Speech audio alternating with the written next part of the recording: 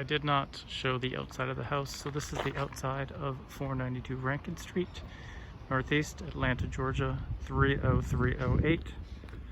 Just heading down the street so you can see it from a couple different angles here.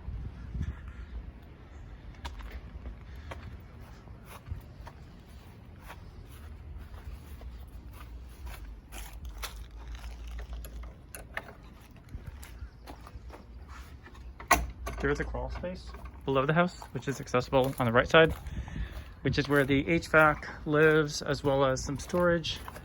And then you couldn't see this before, obviously, but under the deck, there is additional storage for things like lawnmower, etc. And this is the rest of the backyard. As I mentioned in the other video, it is not an enclosed garage. It is a two-car carport, which you can see from here. And then this is the deck again and the back of the house with gate number 2 taking you out on the side street to your carport. Love this vintage Ford Bronco. I made a little video and posted it on YouTube yesterday and they yanked it down. I think it's because I showed the license plate, which I guess is a no-no.